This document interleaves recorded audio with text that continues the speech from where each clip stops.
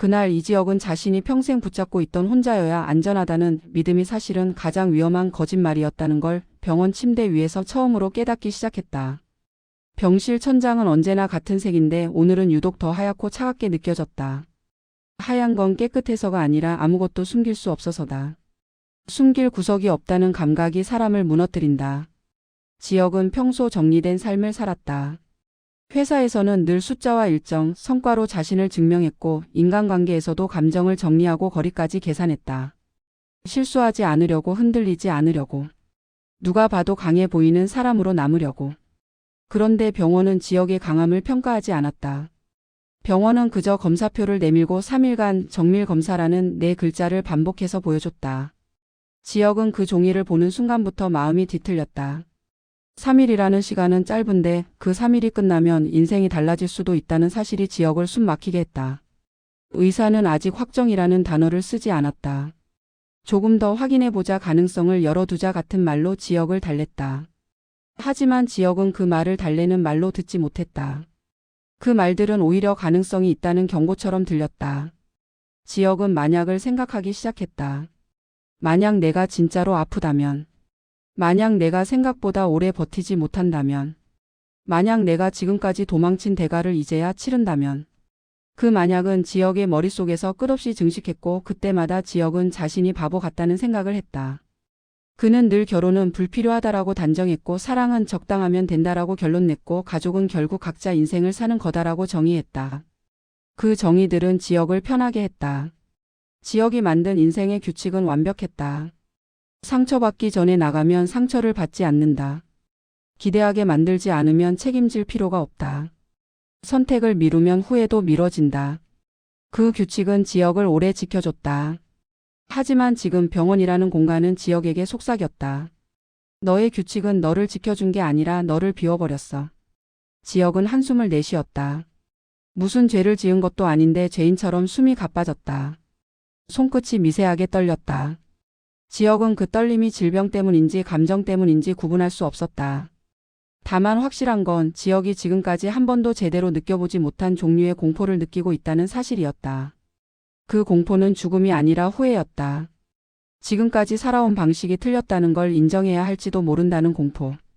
그리고 그 인정이 너무 늦었을지도 모른다는 공포. 그때 병실 밖에서 발소리가 멈췄다. 지혁은 무심코 문 쪽을 바라봤다.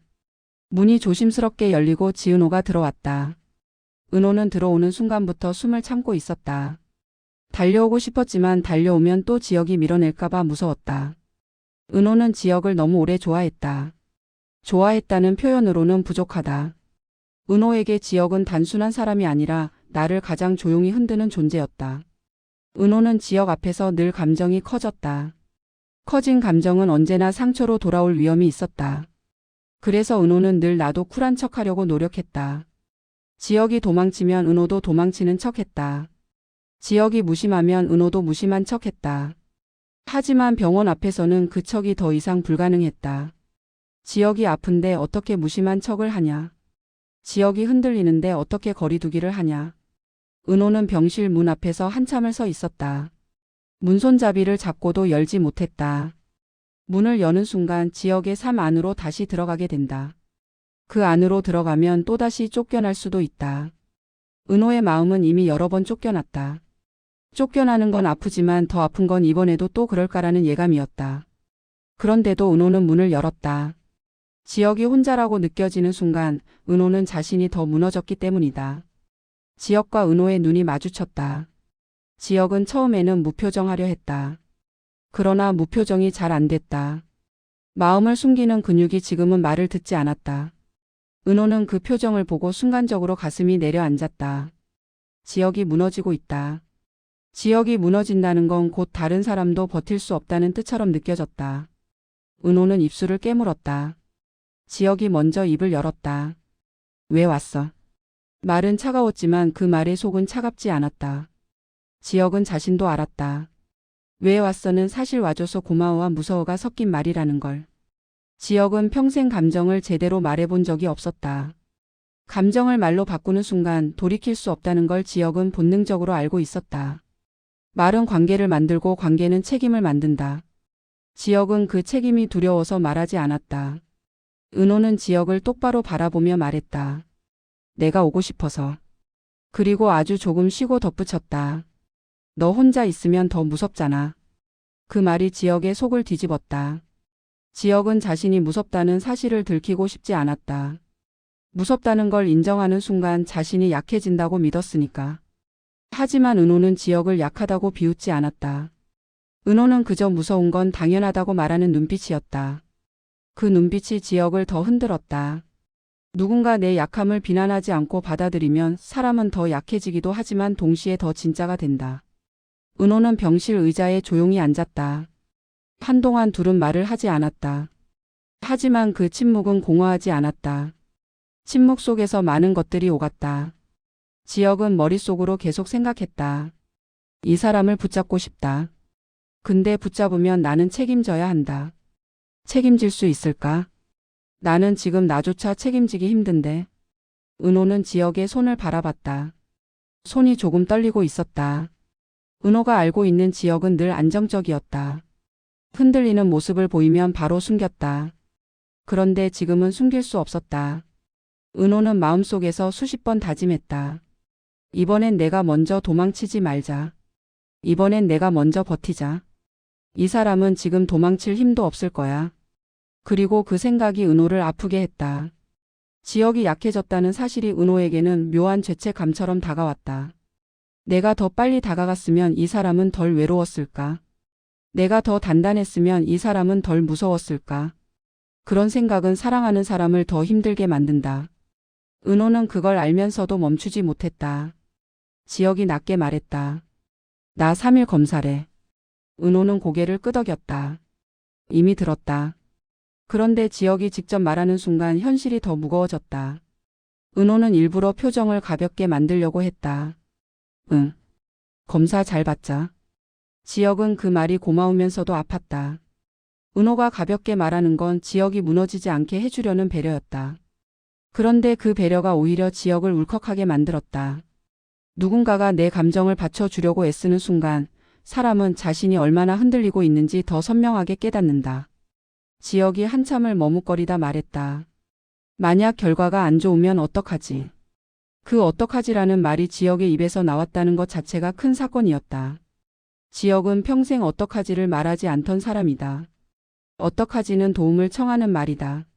지혁은 도움을 청하면 약해진다고 배웠고 약해지면 버려진다고 믿었다. 그래서 지혁은 언제나 내가 알아서 할게라는 말만 했다.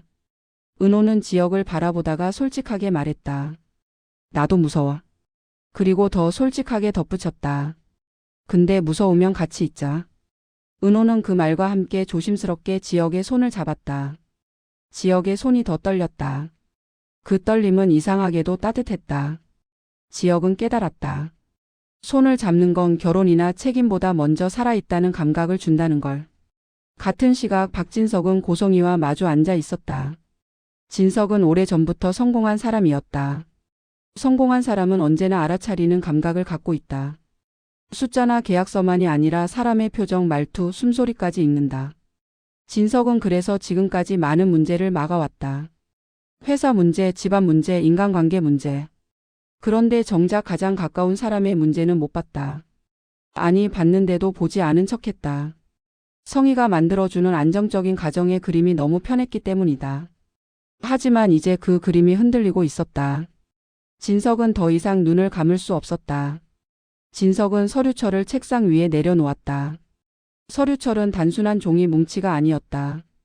그건 성희가 숨겨온 삶의 단면이었다. 진석은 그 단면을 보는 순간 자신이 지금까지 믿어온 결혼이 뭔지 혼란스러워졌다. 사랑이었나, 계약이었나, 체면이었나, 거래였나. 성희는 여전히 우아했다. 우아함은 성희의 갑옷이었다. 성희는 위기일수록 더 우아해졌다. 위기는 감정을 흔들어야 하지만 성희는 감정을 흔드는 걸 싫어했다. 감정은 통제가 안 되기 때문이다. 성희는 통제가 되는 방식만 믿었다. 사람은 약점을 갖고 있고 약점은 쥐면 된다. 성희가 살아온 방식이었다. 진석이 물었다. 어디서부터야? 어디서부터가 진실이고 어디서부터가 거짓말이야? 성희는 미소를 지었다. 당신 지금 나를 신문해? 신문한다고 진실이 나와? 그 말은 가볍지만 안에는 날이 있었다. 진석은 성희의 미소가 갑자기 낯설었다. 그 미소를 사랑이라 믿었던 시간이 떠올랐다. 그 믿음이 무너지는 순간 사람은 과거 전체가 거짓처럼 느껴진다. 진석이 낮게 말했다. 지은호. 성희의 눈빛이 아주 짧게 흔들렸다. 성희는 곧바로 흔들림을 감췄지만 진석은 봤다.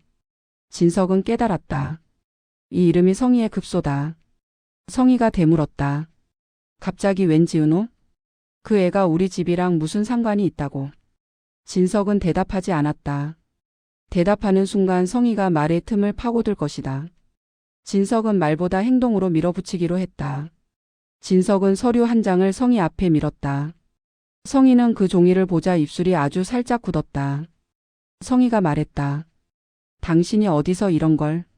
진석이 끊었다. 중요한 건 그게 아니야. 중요한 건 내가 나한테 숨긴 게 있다는 거야. 성희는 순간적으로 공격으로 방향을 바꿨다. 숨겼다. 당신도 나한테 숨긴 거 많잖아. 당신은 날 사랑해서 결혼한 게 아니라 날 선택하는 게 유리했으니까 결혼했어. 당신도 계산했잖아. 진석은 그 말에 잠시 멈칫했다. 성희의 말이 아주 틀린 건 아니었기 때문이다. 진석도 좋은 그림을 좋아했다. 성희는 그 그림을 완성해주는 사람이었다. 진석은 그 그림에 기대어 살았다. 그 사실이 진석을 더 분노하게 했다. 내가 바보였나라는 분노. 진석이 숨을 길게 내쉬고 말했다. 그래. 나도 계산했지. 근데 내 거짓말을 정당화하진 못해. 성희는 진석이 인정하는 순간을 노렸다. 상대가 인정하면 판을 다시 짤 수 있다. 성희는 부드럽게 말했다. 그럼 우리 솔직해지자. 당신이 원하는 진실이 뭔지 말해. 내가 설명할게. 진석은 그 말이 더 무서웠다. 성희의 설명은 늘 설득이었고 설득은 늘 통제였다. 진석은 더 이상 통제당하고 싶지 않았다. 진석이 말했다. 나는 설명이 아니라 사실을 원해. 지금까지 내가 한 일. 그리고 앞으로 내가 하려는 일. 성희의 눈빛이 차가워졌다. 그 눈빛은 이제부터 게임을 하자는 신호였다. 그 시각 한우진은 자신이 왜 자꾸 지은호에게 끌리는지 스스로도 이해하지 못한 채 차가운 밤 공기를 가르고 있었다. 우진은 은호를 좋아했다. 그 감정은 오래됐다. 그런데 그 감정은 이상했다. 단순한 설렘이 아니라 닿으면 안 될 곳을 자꾸 건드리는 느낌이었다. 마치 자석처럼. 가까이 가면 더 끌리고 멀어지면 더 아프다. 우진은 그런 감정을 사랑이라고 부르고 싶었지만 마음 한구석에는 설명할 수 없는 불안이 있었다. 은호가 단순히 좋아하는 여자가 아니라는 불안. 아주 깊은 곳에서 알 수 없는 연결이 있는 것 같은 불안. 그 불안은 성희의 그림자와 연결돼 있었다. 성희는 우진이 은호를 좋아하는 걸 알고 있었다. 그리고 성희는 우진의 감정을 이용해 왔다. 사랑하면 쟁취해야지. 내가 원하는 건 내가 가져야 해. 성희는 그런 말을 하면서도 우진이 정말로 무엇을 얻고 있는지에는 관심이 없었다. 성희에게 중요한 건 우진이 자신에게서 벗어나지 않는 것이었다. 우진이 골목을 빠져나가는데 뒤에서 발소리가 따라왔다. 우진은 돌아봤다. 고성희가 있었다. 성희의 얼굴은 평온했지만 그 평온이 더 섬뜩했다. 성희가 말했다. 어디가? 우진은 대답을 늦췄다. 그냥 바람 좀. 성희가 웃었다. 바람은 집에서 쐬면 돼. 요즘 너 이상해. 무슨 일 있니? 우진은 자신이 왜 숨기고 있는지 스스로도 모른다. 그저 말하면 안 될 것 같다는 본능만 있었다. 우진이 말했다. 아무 일 없어. 성희는 우진의 거짓말을 바라보며 확신했다. 우진이 움직이면 진석이 찾는 진실이 더 빨리 튀어나올 수 있다. 성희는 그걸 막아야 했다. 성희가 우진의 팔을 잡았다. 우진아 멈춰. 엄마 말 들어.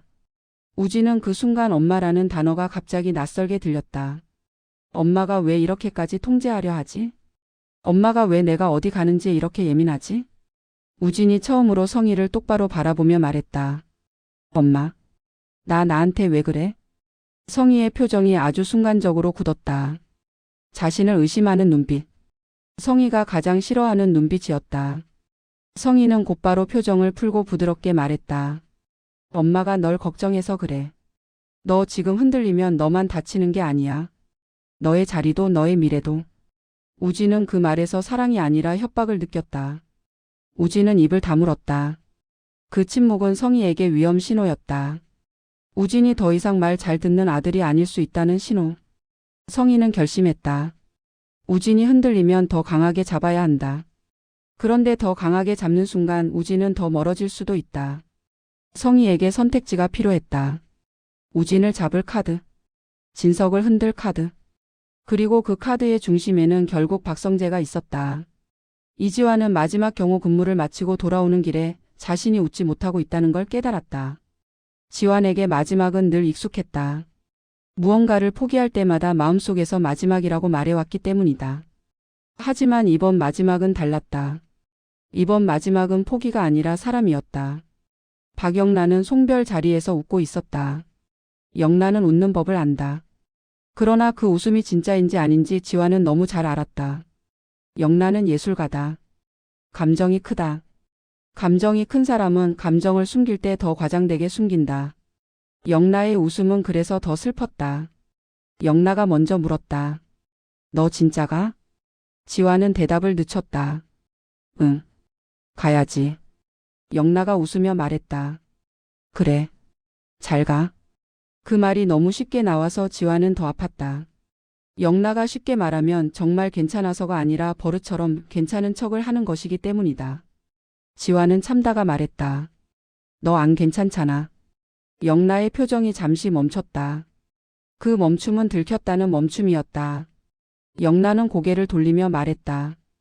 괜찮아. 원래 이런 거야. 지환이 말했다. 원래 이런 거 아니야. 사랑이 원래 이런 거면 너무 이상하잖아. 영라는 그 말을 듣고도 웃으려 했다. 하지만 이번에는 웃음이 잘 안 됐다. 영라는 입술을 떨며 말했다. 사랑이 이상한 게 아니라 우리가 이상한 거겠지. 그 말에는 자책이 섞여 있었다. 영라는 자신이 정상적인 사랑을 할 수 없다고 믿어왔을지도 모른다. 재벌가의 딸이라는 자리, 이복가족이라는 자리, 엄마의 눈치를 봐야 하는 자리. 영라의 삶은 늘 감정이 허락받지 못하는 구조 속에 있었다. 그래서 영라는 사랑을 해도 허락받는 방식으로만 하려 했다.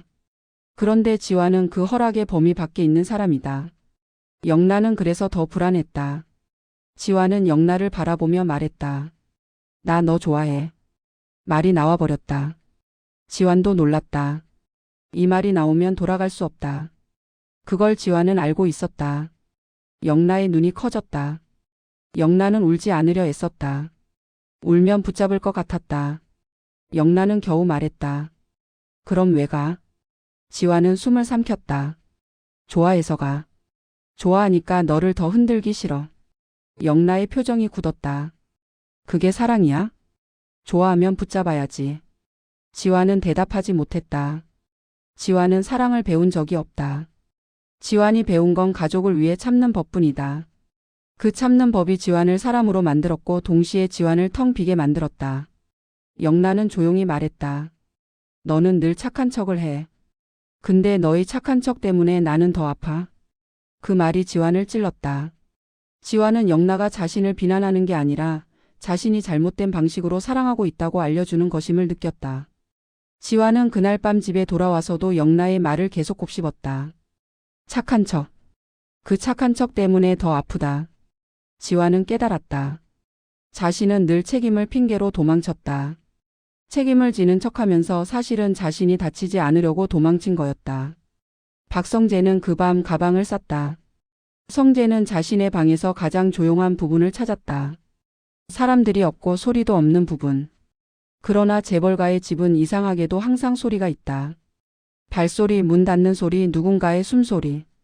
그 소리들은 성재에게 감시처럼 느껴졌다. 성재는 거울을 바라봤다. 완벽한 얼굴.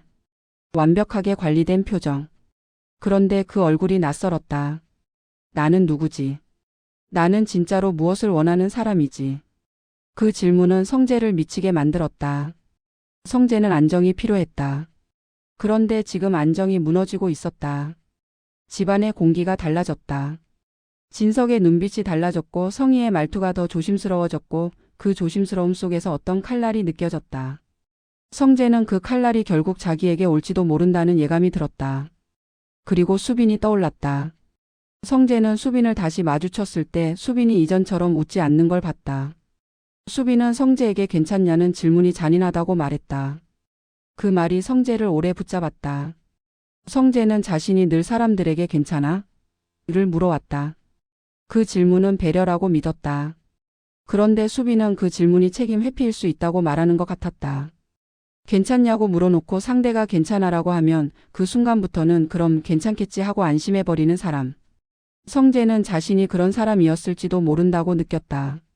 성재는 결국 방을 나가려 했다. 그때 문 밖에서 성희의 목소리가 들렸다. 성재야. 성재는 숨이 멎는 느낌을 받았다. 어떻게 알았지? 성희는 늘 안다. 성희는 집 안에서 벌어지는 모든 움직임을 안다. 그게 엄마의 직감인지 통제의 시스템인지 성재는 구분할 수 없었다. 성희가 들어오며 말했다. 어디가? 성재는 대답을 늦췄다. 잠깐 나가 있을게. 성희가 웃었다. 그래, 잠깐 나가. 그리고 아주 조용히 아주 부드럽게 덧붙였다. 근데 너 나가면 너한테 불리한 이야기들이 더 빨리 퍼질 수도 있어. 너 감당할 수 있어? 그 말이 성재를 붙잡았다. 성재는 그 순간 깨달았다. 성희는 지금 걱정하는 게 아니다. 성희는 지금 통제하고 있다. 성재는 자신이 숨이 막힌다고 말했다. 성희는 그래서 너는 나와 있어야 한다는 식으로 답했다. 성재는 그 말이 너무 무서웠다. 성재는 사랑을 원했는데 통제를 받았다. 그 통제는 포근한 말로 포장되어 있었다. 포근한 말로 포장된 통제가 가장 위험하다. 사람은 그걸 사랑이라고 착각하니까. 성재는 가방을 내려놓지 못했다. 성희는 그걸 보고 속으로 안도했다. 성희에게 성재는 집안의 안정이었다. 성재가 흔들리면 진석도 흔들린다. 진석이 흔들리면 성희의 자리도 흔들린다. 성희는 성재를 붙잡아야 했다. 병원에서는 지역의 검사 결과가 점점 현실이 되어가고 있었다. 첫째 날은 공포의 형태가 없었다. 그냥 두려웠다. 둘째 날은 공포의 형태가 생겼다. 검사 수치, 의사의 표정, 침묵의 길이. 셋째 날은 공포가 결정처럼 다가왔다. 결과를 기다리는 시간이 너무 길었다. 지역은 그 기다림 속에서 자신이 무엇을 잃을까 계산하려 했다. 회사 일정, 프로젝트, 경력, 돈. 그런데 이상하게도 그 계산은 큰 의미가 없었다. 지역의 머릿속에는 다른 계산이 올라왔다. 내가 지금까지 진짜로 붙잡고 싶었던 건 뭐지? 내가 정말로 지키고 싶었던 사람은 누구지? 그 질문의 끝에는 다시 은호가 있었다. 그리고 아버지 이상철이 있었다. 지역은 결국 아버지에게 전화를 받았다. 상철은 거칠게 물었다. 너 어디냐? 지역은 조용히 말했다. 병원. 상철의 목소리가 흔들렸다. 왜 병원이야? 지역은 잠시 침묵했다. 정밀 검사. 상철은 숨을 크게 내쉬었다. 왜 이제 말해? 지역은 대답했다. 아버지 걱정할까봐. 그 말은 반쯤 진짜였고 반쯤 거짓이었다. 지역은 사실 약해 보이기 싫어서 말하지 못했다. 그 사실을 상철은 모르는 척하면서도 알아차린 듯 말했다. 너는 항상 혼자 해결하려고 한다. 그게 강한 게 아니다. 지역은 그 말에 눈이 뜨거워졌다. 상철은 이어서 말했다. 내가 간다. 지역은 반사적으로 오지 말하고 싶었다. 오면 부담이 될 것 같았고 오면 아버지 앞에서 약해질 것 같았다. 하지만 동시에 와라고 말하고 싶었다. 혼자 견디고 싶지 않았다.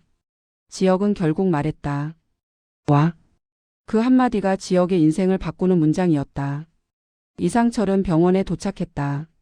상철은 병실 문 앞에서 오래 서 있었다. 문을 열면 자신이 아들에게 해온 수십 년의 방식이 틀렸다는 걸 인정해야 할 것 같았다. 그러나 상철은 문을 열었다. 병실 안에는 지역이 있었고 그 옆에는 은호가 있었다. 상철은 은호를 보자 잠시 멈칫했다. 어떤 느낌이 들었다. 낯선데 낯설지 않은 느낌. 이 아이는 지역의 곁에서 연애만 하고 있는 게 아니라 지역의 공포를 함께 견디고 있었다. 은호가 조심스럽게 인사했다. 안녕하세요. 상철은 고개를 끄덕였다. 그리고 지역에게 물었다. 어디가 아프냐? 지역은 고개를 저었다. 아직 몰라. 그 말이 상철의 가슴을 무너뜨렸다. 아직 모른다는 건 공포가 계속된다는 뜻이다. 상철은 한참 말이 없었다가 어렵게 물었다. 너 무섭냐? 지혁은 대답하지 못했다. 대답하면 울 것 같았다. 은호가 대신 말했다. 무서워요. 저도요. 그 저도요라는 말이 상철을 흔들었다. 이 아이는 지혁의 가족이 아닌데도 지혁의 공포에 같이 들어와 있다. 그건 책임이 아니라 마음이다. 상철은 결국 작은 목소리로 말했다. 미안하다. 그 말은 지혁에게만 하는 말이 아니었다. 상철 자신에게도 하는 말이었다. 내가 너를 너무 혼자 두고 살았다. 지혁의 눈물이 터졌다. 지혁은 평생 아버지가 자신을 이해하지 못한다고 생각했다. 그런데 지금 아버지는 이해하려고 문을 열고 들어왔다. 그 문은 병실 문이 아니라 부자 관계의 문이었다. 그리고 동시에 박진석은 성희와의 싸움에서 칼을 뽑는 선택을 한다. 진석은 성희를 다시 불러 앉혔다. 이번에는 더 이상 우회하지 않았다. 진석은 성희에게 말했다. 내가 확인했어. 지은호, 한우진, 그리고 내 과거. 성희의 미소가 잠시 멈췄다. 성희는 본능적으로 위기를 느꼈다. 진석이 확인했다는 말은 이미 발을 빼기 시작했다는 뜻이다. 성희는 진석이 자신을 버릴 수도 있다고 느낀 순간 더 위험해졌다.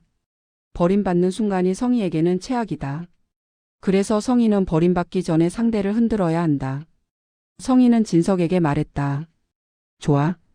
당신이 진실 원한다며. 그럼 말해줄게. 지은호가 누구 딸인지 진짜 알고 말하는 거야? 진석의 눈빛이 흔들렸다. 성희는 그 흔들림을 보고 확신했다. 이걸로 흔들 수 있다. 진석이 낮게 말했다. 너, 그 애를 지금 무기로 쓰려고 해? 성희는 부드럽게 웃었다. 무기? 난 그냥 사실을 말하려는 거야. 당신이 원한 거잖아.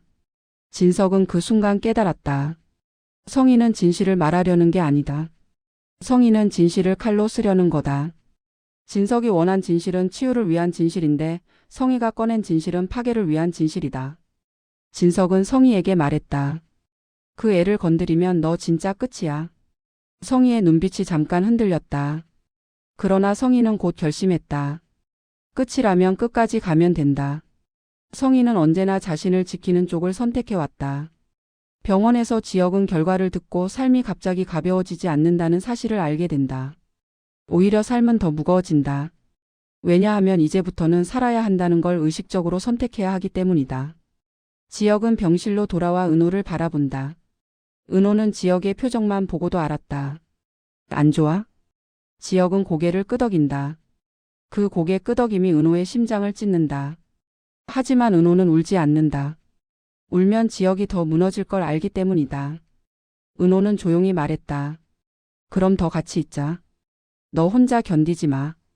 지혁은 그 말에 숨이 막혔다. 그 말이 지혁이 평생 회피해온 말이기 때문이다. 가치라는 단어. 지혁은 가치가 두려웠다. 가치는 책임이고 약속이고 언젠가 반드시 상처를 만들 수 있는 구조다. 지혁은 그 상처가 두려워서 애초에 같이 있지 않으려 했다. 그러나 지금 지혁은 안다. 같이 있지 않으면 결국 자신이 먼저 무너진다. 그리고 혼자 무너지는 건 더 잔인하다. 지혁이 어렵게 말했다. 나 이번엔 도망치지 않을게. 그 말이 지혁의 입에서 나왔다. 그 말은 고백이자 결심이었다. 지혁은 처음으로 자신의 인생을 혼자만의 논리로 끝내고 싶지 않았다. 은호는 웃었다. 눈물이 맺힌 웃음이었다. 그 웃음은 살아야 한다는 다짐이었다. 집에서는 지환이 영나에게 메시지를 보낸다. 미안해. 근데 나도 너 놓기 싫어. 영나는 그 메시지를 보고도 바로 답하지 못한다. 답하면 붙잡을 것 같고 붙잡으면 무너질 것 같고 무너지면 또 버려질 것 같았다. 영나는 사랑을 믿고 싶은데 두려운 사람이 되어가고 있다. 성재는 방 안에서 가방을 바라본다. 가방을 들면 도망이다. 가방을 내려놓으면 굴복이다. 성재는 그 둘 중 어느 것도 싫었다. 성재는 처음으로 나는 누구 편이라는 질문을 한다. 아버지 진석의 편인가? 어머니 성희의 편인가? 아니면 내 편인가? 그리고 그 질문이 성재를 결국 밖으로 밀어낼 준비를 한다. 성재는 문고리를 잡는다. 숨이 막히는 집에서 나가야만 살 것 같았다. 마지막 장면에서 박진석의 휴대폰이 울린다. 낯선 번호. 진석이 받자 낮은 목소리가 말한다.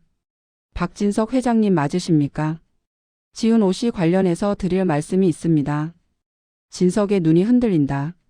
성희는 그 표정을 보고 처음으로 불안한 숨을 삼킨다. 진실이 움직이기 시작했다. 진실은 누구 편도 아니다. 진실은 그저 숨겨진 자리에서 튀어나와 사랑도 가족도 체면도 전부 찢어놓는다. 어떻게 찾았지? 그 문장은 이제 단순한 예고가 아니라 모든 인물의 운명을 뒤흔드는 질문이 된다. 누가 누구를 찾았는지, 무엇을 찾았는지, 그리고 찾은 뒤에 무엇을 할 것인지. 화려하다고 믿었던 날들은 진짜로 무너질 준비를 끝낸다.